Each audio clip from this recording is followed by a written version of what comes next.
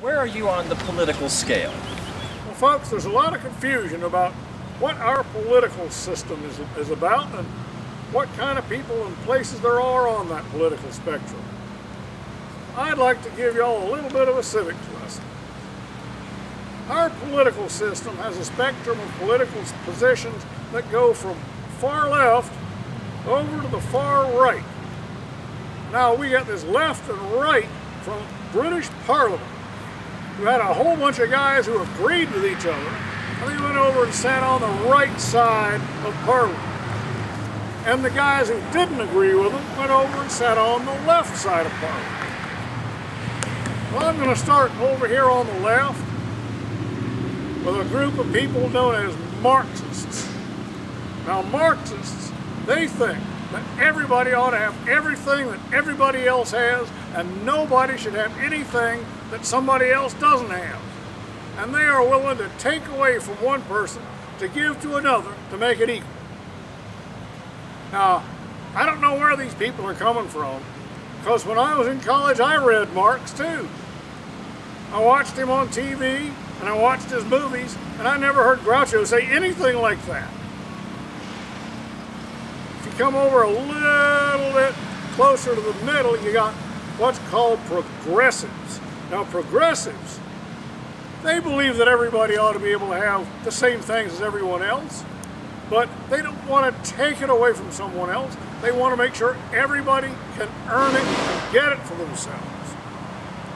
If you come a little bit closer to the middle, you got what are called liberals. Now, liberals, they're pretty much like progressives, except they're so busy trying to listen to everybody else's opinion, they can never get anything done. Now, when you come a little bit over here, right down the middle, you got moderates. Now, the moderates, they got a hard job to do because they are sitting there with their left leg on one side and their right leg on the other side of this razor blade we call politics in this country. And every time somebody starts to move that razor blade, it gets real uncomfortable for them and they have to fall over one side or the other. And it doesn't matter to them as long as they stop sliding down that razor blade.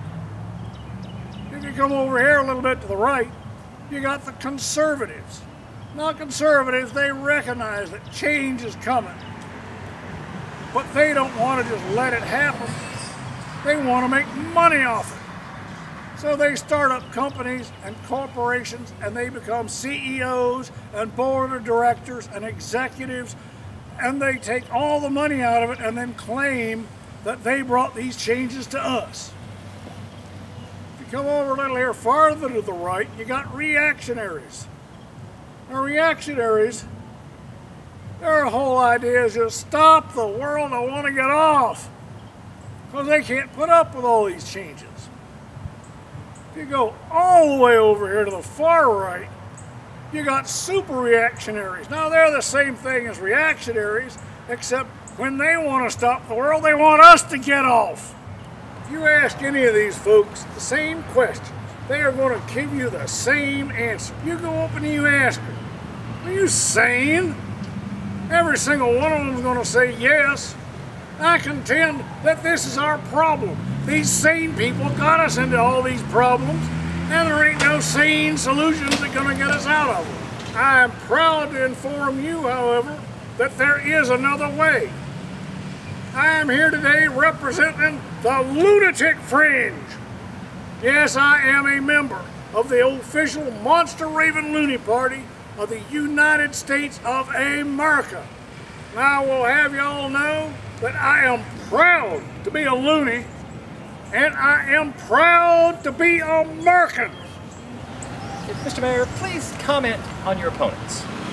Number one is so stupid he had to go to college on an athletic scholarship as a javelin catcher for the track and field team.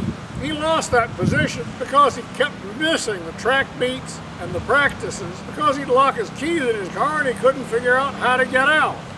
Number three, when he was in college, he was known to matriculate in public. And he's a known homo sapien. His wife is a thespian. She does it out in public, including in front of other little children. Number 2 was so fat when he was born, his mama still got stretch marks on her face. And on his birth certificate, he's got his own zip code. When he was released from the hospital, his mama and daddy ran away from home. All right, Mr. Mayers. Next up are the toss-up questions. I've got compiled a list of just random questions that I'll just randomly shoot to each one of you. Just be prepared to answer off the cuff and a brief answer, if you will, please. All right, Mr. Mayor, Mayor number 3. What is it that you intend to do to discourage childhood obesity? I don't intend to do anything. In Myassa, size doesn't matter. Only the thought counts.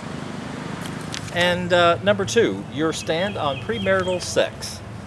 I don't have a problem with premarital sex as long as it don't interfere with my ceremony. You know, preachers don't come cheap these days. Mr. Mayor, where do you stand on maintaining the local ecology? Well, sir, you know, part of our ecology is the Myassa's bear, the Myassa terrible tiger gator, and the noxious barking spider of Myassa. Quite earnestly, I wouldn't want to stand on any of them. They all live in the Myassa National Old Growth Kudzu Forest or the Myassa State Endangered Invasive Species Flora and Fauna Preserve, and I stay out of them.